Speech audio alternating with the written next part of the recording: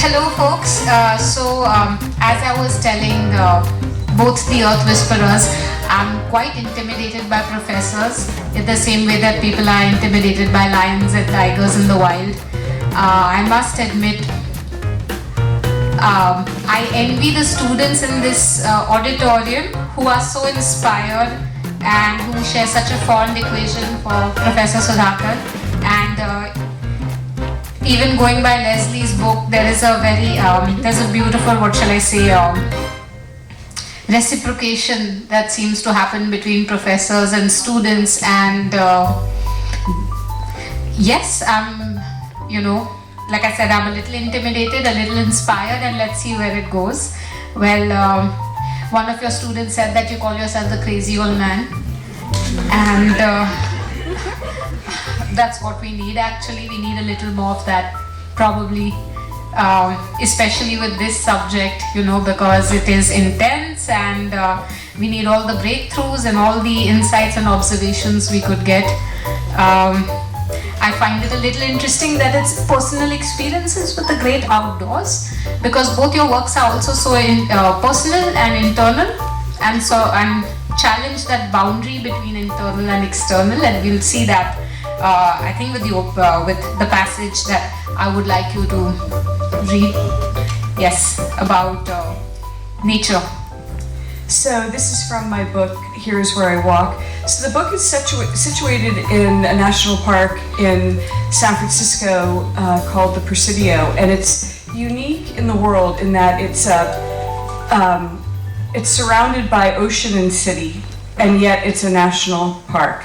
It's also unique in the United States in that it has residential space because it's a former army base. So it's 1,500 acres right by the Golden Gate Bridge, and we'll talk a little bit more about its construct around the trees and things like that. I lived there for 15 years, and that's where I raised my 2 sons. So let's start here. We have this peculiar intimacy with all around us. There is no such thing as nature. We share DNA with onions. What then comes to mind? A conversation with a geologist in New Zealand who said, the main difference between you and a star is your water content.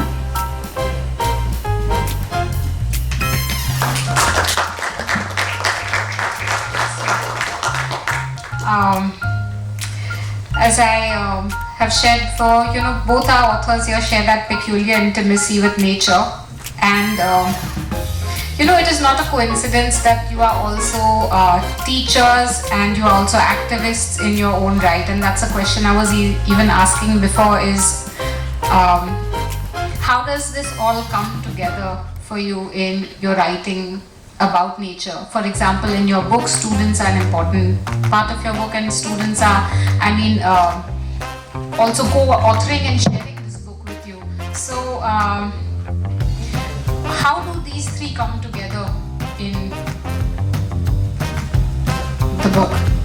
One, I think, is a lot more of us need to connect deeper with nature, and I thought young people are the best ones to really spend time with, and we do a lot of visiting nature spaces, and it is to get them to relate and to answer questions. And in my book, I talked about nature trails where a young child asked me, what is a tree for? And that really stuck me, because normally we give a lot of intellectual answers, but to be able to connect it as a part of an extension of us, that is something which is very important. Second is a question which I ask all my students in college or even here. A lot of you have been spending time in this campus of Nariman Point. How many of you know the shades of tree leaves, the shades of green you can connect? For me, trees are almost like friends. When I walk, and if I see a begonia and I am seeing a friend, or if I go to the Himalayas, I see a horse chestnut tree, and it's one of the most handsome trees I've seen. And I'm so happy saying hi to a lot of friends. So that is something which I think if all of us could do it, connect with nature will be so much more enjoyable. Yeah, I love that. That so resonates for me. So, when you live in a national park and you walk every day, as I did, over the course of putting together this book. And the book was really predicated on this idea, what is it like to be just an ordinary human? I'm not a scientist.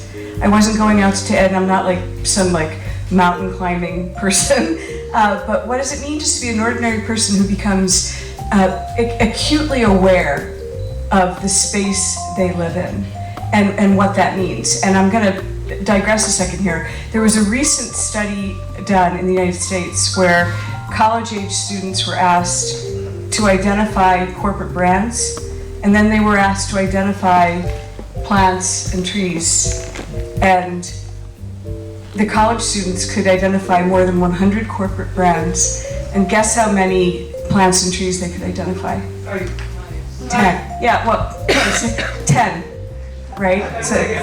So this idea of thinking about the power of telling a story around the importance of this intimacy with, and I don't use the word nature, I use the term more than humans, because I believe in flat ontologies. I think we don't need to play human to their nature, that we're all colleagues here, and getting to know our colleagues is really important. As you were saying, the handsome chestnut, right? Horse chestnut. Yeah. I love that. Yes, I mean, in my limited experience of writing one book, it's when you use a term of nature, there is a voice in the head which says, will people understand what these words, orogeny, terms related to geology, but if I am to say Starbucks or a traffic signal, I know it's a shorthand for the whole world. And that's something I think about as a writer a lot. How do I reintroduce terms that we have so judiciously excluded in the modern novel for so many years that it's possible to read a book without getting a sense of geography and still consider it a fantastic book, which it is. But I wonder, I've read books where I know nothing about the trees in that landscape. So yes, more about that later.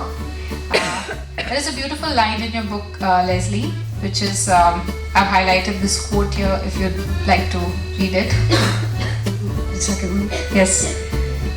So the Presidio was being reconstructed away from being a military base and into a place where people like me could just take hikes. So they were constructing trails all the time. And so the book thinks a lot about what it means to be on trail. So this is on nature trails. For what is a walk in the forest, if not a chance to fully and deeply celebrate the reflective and sauntering mind? And so part of that is a reference to Henry David Thoreau, who you all know, who was one of the most important American nature writers. And there's an argument that the nature writing that came out of the American 19th century continues to hold a profound grip on a lot of how we think about human relational identity. And I'm not saying it's all exactly the lens that we want in this century, but this idea of sauntering was very important to Thoreau. And the idea that you're not striding, you're not exercising, you're not going to a trail because you want to improve your gluteus maximus. You're going there to wander and look, right? I would like to link this to the part in your book where you speak about the importance of using all our senses, and these really interesting details about how things like headphones actually take it away from us, detract us from the experience. Yeah, I am somebody who's very critical of headphones, not just because I am interested in nature, but also because as a person who also teach advertising, it kind of blocks us from the world when we use a headphone. If you don't observe anything around us, you don't really notice things which are out of the ordinary. But in a forest, there are so many things which, it can be the call of birds, it can be the call of cicadas, it can be the smell, and there's so many things, because something like a headphone creates what my brother calls a tunnel vision. It really blocks out the world. So you don't stop to touch things or to feel things. And again, a lot of times we reduce nature to particular, like in India we call them charismatic animals, the tiger and Leslie in her books talks about, she's very fascinated by slugs, something called banana slugs. I'm very, very fascinated by millipedes and lizards, and a lot of people hate lizards, so they wonder how you can be fascinated. But every form in a forest is always an exciting journey of discovery. Recently I read that in the US there are many hobby groups that study only fungi. There are mycology associations, and which I thought maybe I should start looking at. I know a few fungi when I go to a forest, but maybe I should spend more time discovering. So there is such a huge world to discover every time you go into a forest. Related to the lizards, my daughter keeps asking me why are cockroaches important, and I must admit, I still haven't found the right answer because I am an urban creature, but if you could enlighten me sometime. Yes, in cities we are just used to looking at them as pests and, That's what she said. We see trees as different from us. Then for us, the very idea of purpose. In nature, I think everything occupies a certain niche because it contributes. I was reading somewhere in terms of the usefulness of mosquitoes and so many things, but for us it's just a casual disease. So exactly. Yeah. Maybe even the idea of usefulness is such a human pursuit, right? Yes. We try to justify our existence by the things we do. Yeah, I also think this idea that, and thanks Darwin, that we're all in competition is thankfully now being rethought. And this idea that we're actually, all of us, whether we're fungi or banana slugs or something called trees or human beings, we actually live very synergistically. So for instance, in the forest, I breathe out and the trees are able to cleanse the air and make the air more breathable for me and my family, right? And at the same time, there's a vast network of fungi called the World Wood Web by some people that connect all the trees in all the forests and allow communication, and we're only beginning to understand this. This is all relatively new, and if you want to read a brilliant book about it, Merlin Sheldrake from Cambridge University published Entangled Life. I teach it, I highly recommend it. So this notion that this unseen kingdom of fungi play this crucial role in how forests and large spaces like this operate, and that we haven't known, and that they have tremendous possibilities around climate change is just, it's so beautiful. And it takes our minds away from this idea like, as apex predators, we're either going to eat you or we're going to cut you down and build a house with you. Instead, we're going to try to figure out ways to integrate with other species. There's a German forest also written a lot of books on this, where he also talks about how trees communicate to each other about the world around them through this fungal network. So the secret life of forest, the secret life of tree.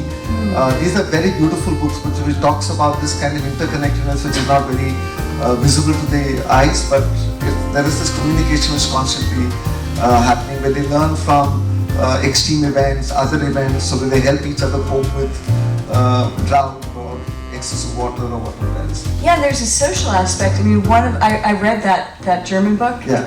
I'm so glad you brought it up. So, when you're in an urban environment and you see that one tree, and the one tree is struggling to stay alive, the tree's lonely. It doesn't have anybody to communicate with. And I think, it's really compelling. And it's not just sort of all like airy talk, as you know, right? It's the real, yeah. So how do you transmit or transmit this curiosity that you have for just the seemingly ordinary and nature around you to other Homo sapiens?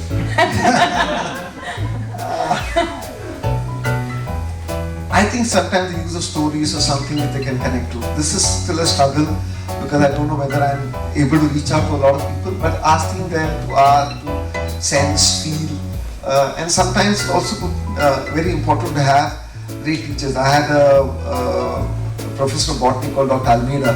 He really created this interest in trees for me. And in her book she talks about, I was very fascinated by your mention of Alice Eastwood.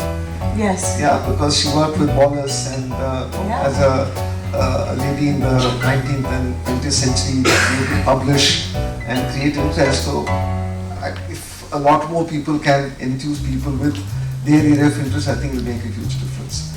By telling interesting stories, asking questions, giving tasks, one of the things which I do in a forest is ask people to think about at least 150 uses for bamboo. A lot of people relate to this functional thing. And I tell them the Chinese knew about 900 uses, science knows 1500 uses. It also pushes people to us to be a little more creative to figure out more than the obvious. That could be an activity. Language is also such an interesting tool. How many synonyms do we have for nature? Like, I would think in Mumbai, the way we experience the monsoons, and now I live in Goa where the monsoons have refused to leave this year. They just, they are basically laughing at us every day when we think December has come and our seeming winter has come. Like, there's actually a space to be really creative also with the rains, at least in our coast. And something that you have been doing with your students is taking them around to different parts of India, especially the city, to open their eyes to the nature that we live among us, especially in urban areas too, and like you pointed out, to the trees outside in this compound. I would like to link it to a very interesting passage that Leslie has in her book. Leslie, by the way, has also written about the Antarctica. And this passage brings it together. And this is the number 3? Yes. So one of the things that I'm really curious about in my writing, particularly in this book, Here's Where I Walk, is how we understand our relationship to wild places and what we consider to be a wild place as opposed to a back garden, what have you. So this is thinking about the urban.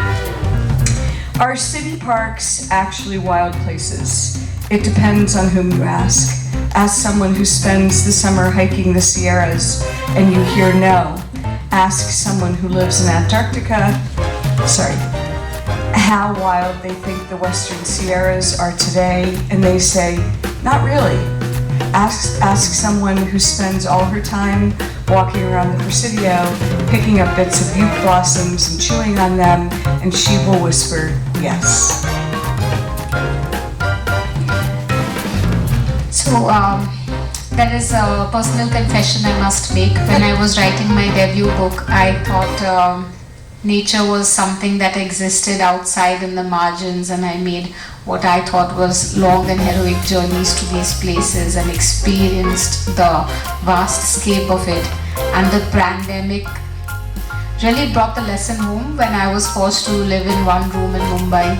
And initially it was cabin fever till I actually opened my eyes to the nature that exists even within my city, and I realized what a low self-esteem I have inherited, by looking at Mumbai in this poor light as an urban, only in the urban light. There are dolphins on Juhu Beach. I've seen at least 30, 40. I've seen a washed out whale, sea snakes. There are so many snakes in Mumbai, by the way, that just show up, and it's a miracle how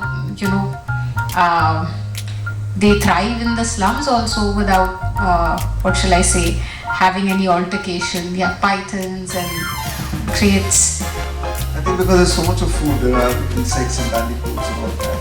But even when you have a lot of plants, I don't know how many of you know the number of butterflies you can see in this campus. At least I've seen at least about 15-20 species of very attractive butterflies. Wow. In this campus.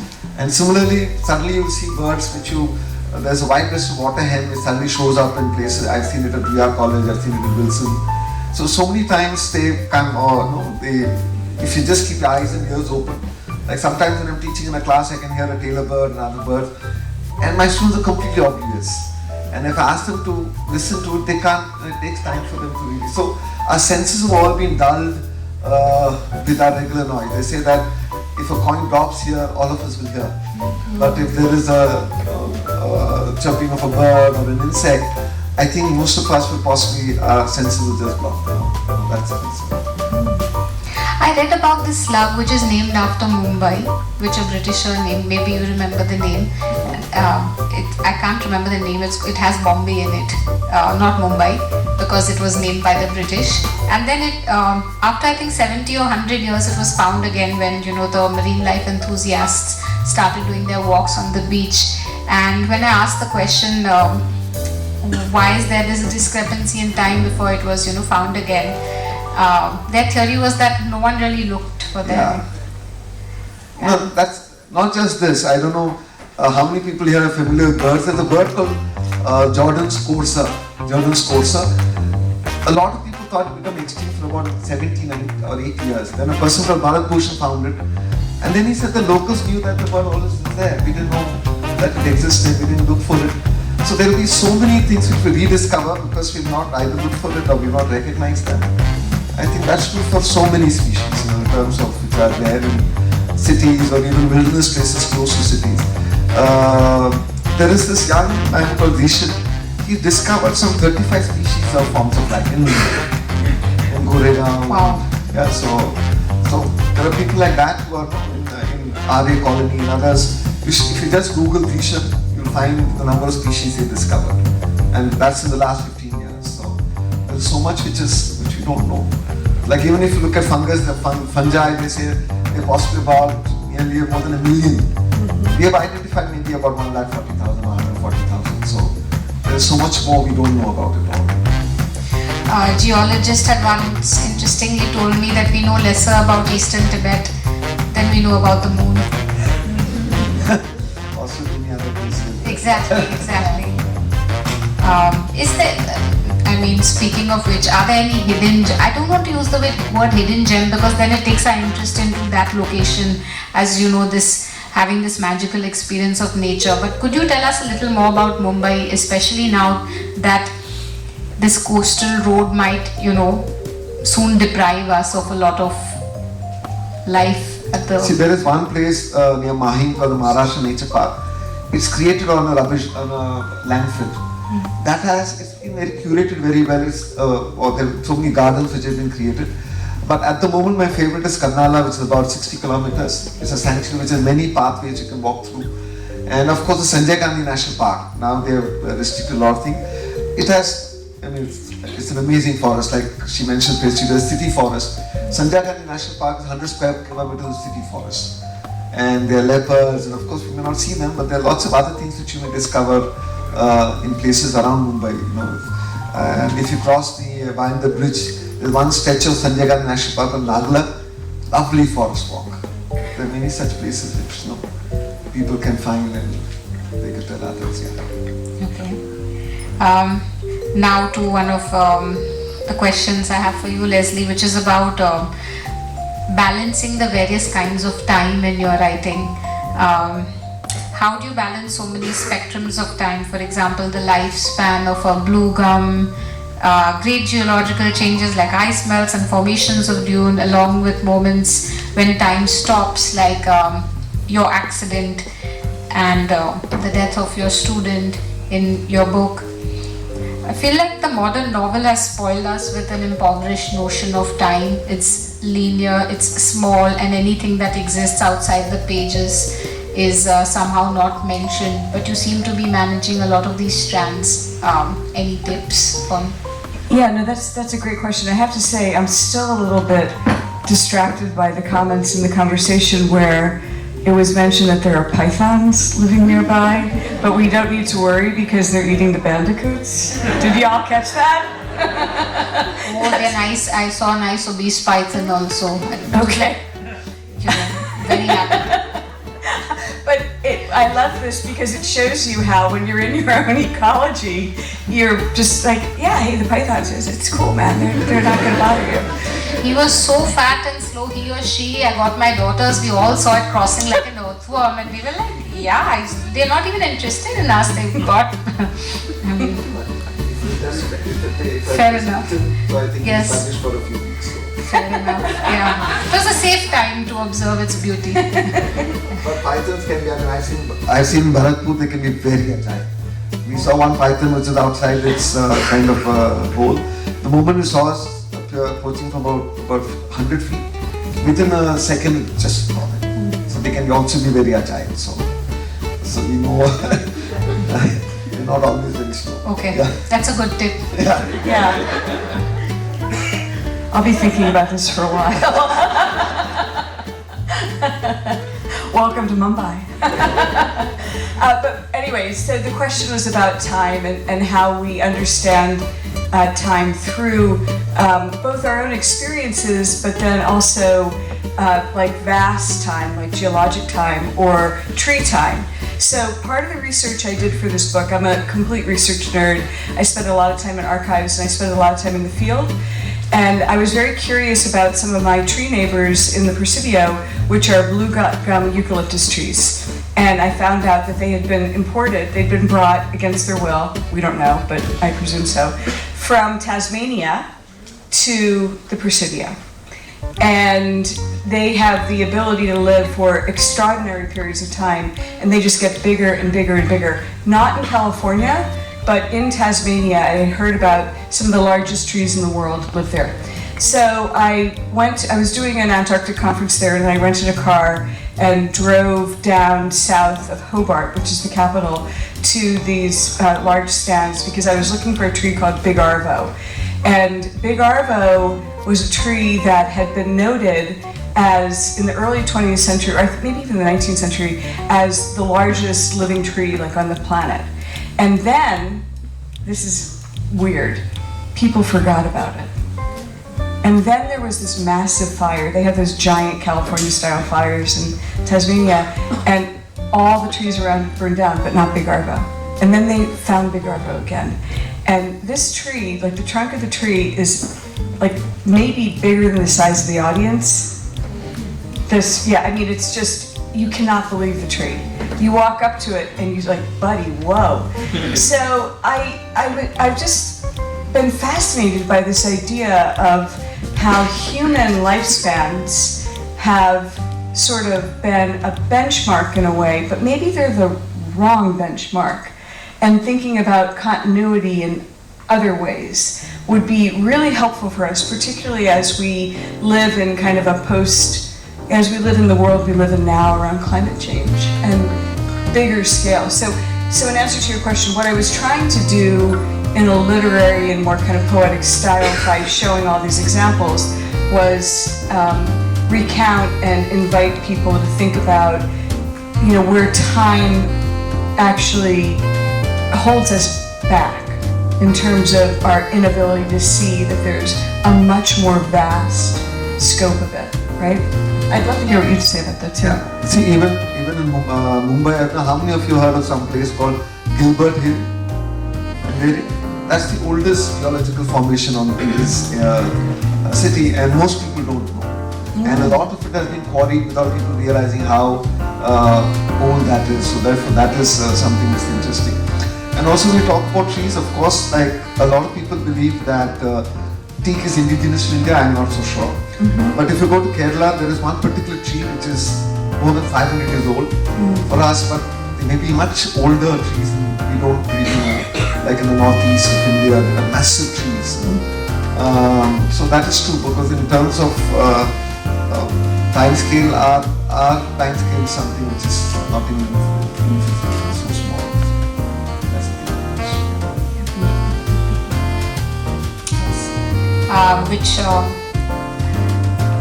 limited understanding of time ties in also with possible anthropomorphism that happens sometimes when we write about nature, and I would like you to read this passage about dealing with anthropomorphism in your writing. Oh, you got me to read it, right?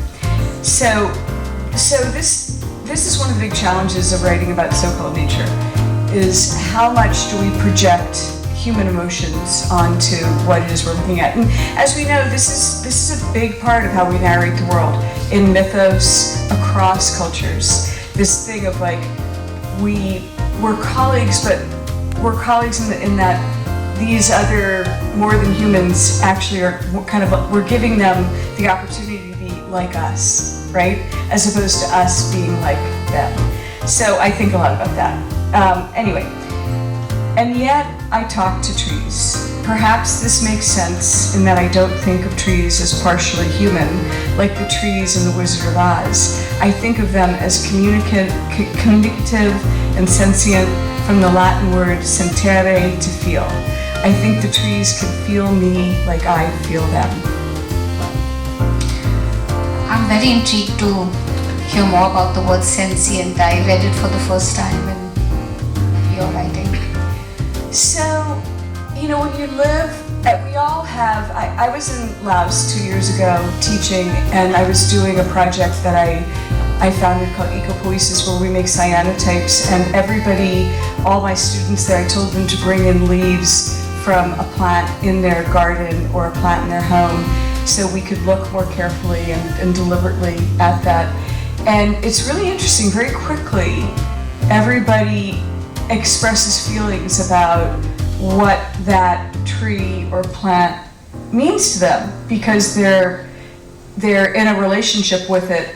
And as humans, we don't have great language for explaining. We have science talk and we have religious talk, but just for ordinary people talk. So for me, part of it was thinking about, I actually do feel when I'm around like the trees of my space that we do. Okay, I get it, yeah. We're getting to speed it up? Okay. No? Okay. What do you want me to do? This full disclaimer, I'm short-sighted. Yeah. So, okay. Q&A, okay, sorry. This is maybe after this we move on. Yeah, okay, yeah, no, that's great. So that was just something, and I encourage all of you, if you're writing about yourself and your relational identity to the more than humans that you're with, that you allow that vulnerability. Because I knew when I wrote that there would be pushback about it, this idea that, I feel as though I have an actual relationship with these things that I live amongst. And at the same time too, think of how weird it is that we divorce ourselves from that idea, that we don't have a relationship, that they are kind of our servants, that we're going to either eat them or cut their flowers or whatever, instead of just thinking, how are we having a day together? How are we being together? If I ask this audience in terms of where will we find bird-eating spiders, and if you Google it, you'll say somewhere in West Indies and some parts of the New World. But if you walk into any forest and you see a giant foot spider, they also feed on birds because their webs are so strong they can get stuck. And I've seen sometimes a beautiful flycatcher stuck, and a lot of people want to go and rescue it because we feed for some more than the other. So this whole anthropomorphic thing, we should say, so nature has its own way of figuring out what works for it. And it's just for experience. I think a lot of people who go to national parks want to see a tiger or something. I think it would be good if you just go and walk and experience, as she said. If you can talk to trees. I always encourage my students to hug trees. Many of them think it's very weird, but I think it's, some people can feel the connect, some people don't, but I think it's an interesting experience. Can I ask a question about the spiders that eat birds? Are they here in Mumbai too? Not in the city. If you go to a forest, any forest, the Sanjay Gandhi National Park or the Karnala Bird Sanctuary, these are forest spiders. They don't really. And are they big spiders? Like they're this big. Okay, that's a big spider. Yeah. And they're thin, and they have very big webs from tree to tree. So a bird can just fly into it, and if it's not a very big bird, the spider web is very strong, so it can just get stuck. I know what I'm going to be doing on YouTube tonight, don't tell. So, now on to the Q&A, but one last thing about the python, sorry. They found one at Juhu police station, a huge python.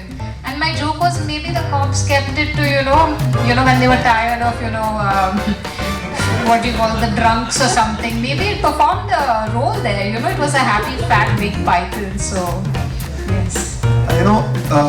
I don't know how many of you are familiar with Vikroli. Yes. There's a leopard in the mangroves of Vikroli for 3 months.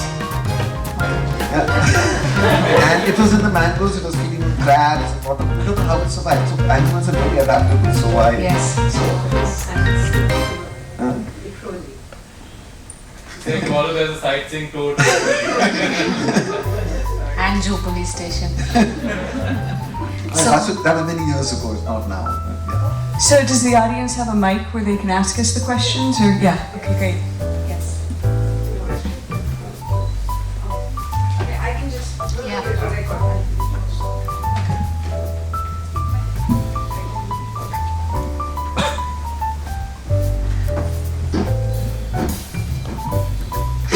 Hi, my question is to any of you.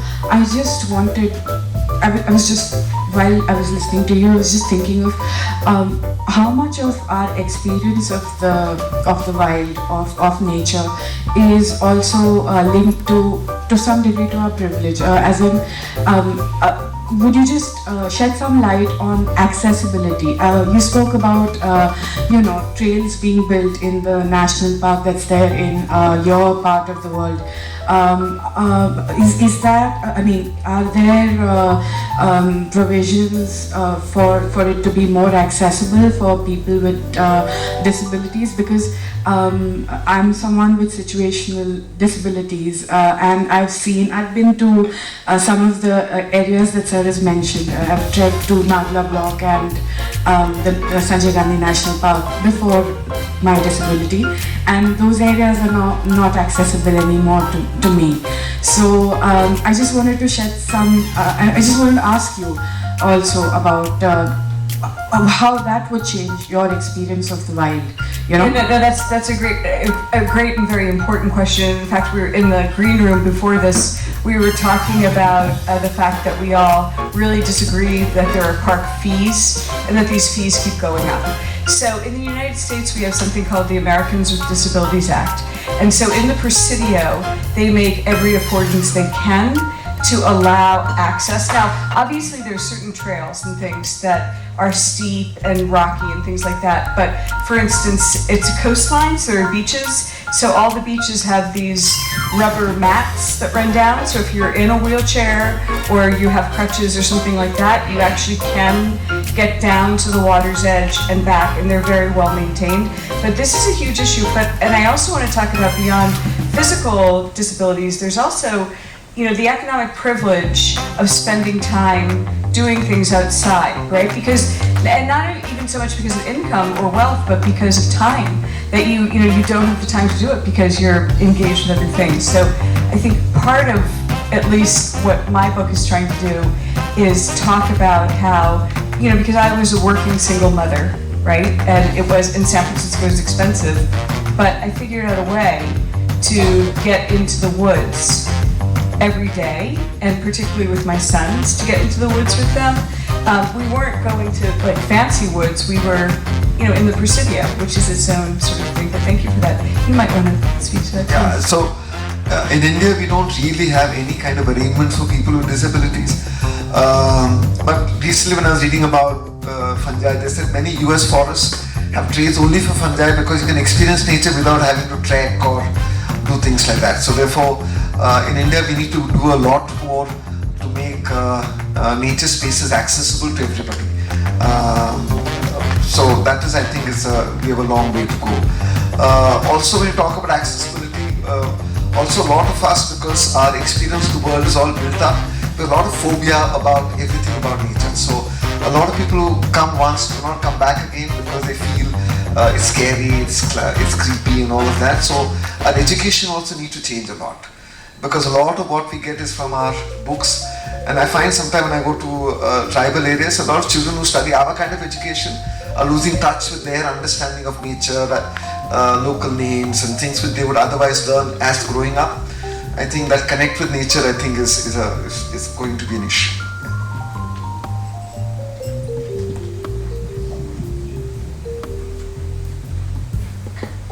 Question for both of you.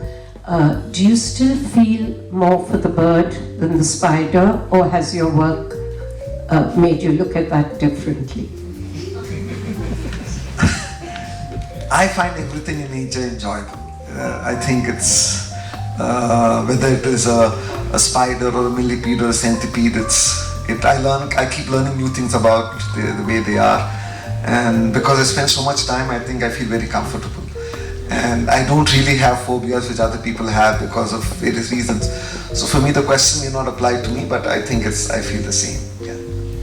So I love spider webs, and I do. I love them. I think they're beautiful. In the Presidio, we had black widow spiders, and when you have little children, and they're very shy, so they like to hide in corners of closets, and that was a little scary as a mom.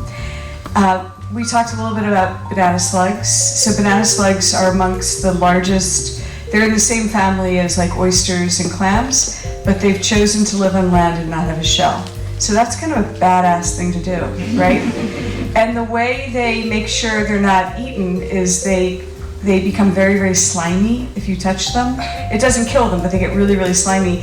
And my older kid was about 8, and I was working on this book, and I said, you know, they figured it out because they're cold and slimy, and like, really, is that really that appealing for, you know? And no, I said they're warm and slimy, and my son said, cold and slimy isn't that great either.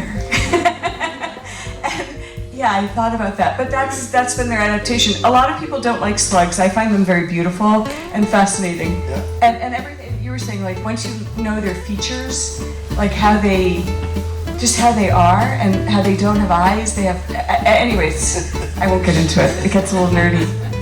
Yeah, you know, people who go to evergreen forests are traumatized by beaches, but I find beaches very interesting, so, yeah. I have a question to the teacher, you know, aspects of both of you. How have you seen your students take up this thing and try to pass on, you know, nature? Not necessarily professionally, but personally, socio-politically. I think some of them get very bored by the kind of things we say. They're not even interested. So the challenge is to make it more interesting.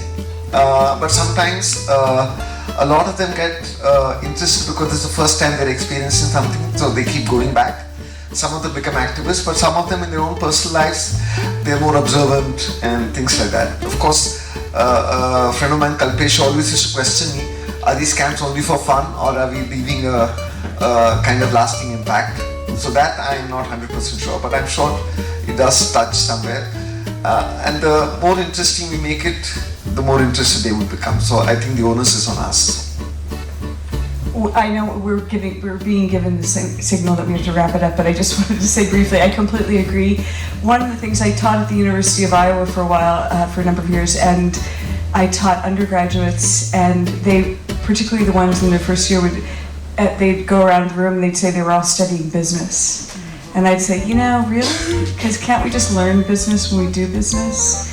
And a couple of them every year would get hooked on this idea that they can connect with other systems. And a number, you know, probably about 8 or 9 of my students from those days have work where they're working at nonprofits, thinking about, you know, getting kids out into the woods, working at camps, things like that. So it's very rewarding. I mean, we're not evangelicals here. We're not trying to change the whole room, but any little bit helps, right? Yes, I think we've been asked to wrap up. Thank you. We can take this conversation outside. Thank you.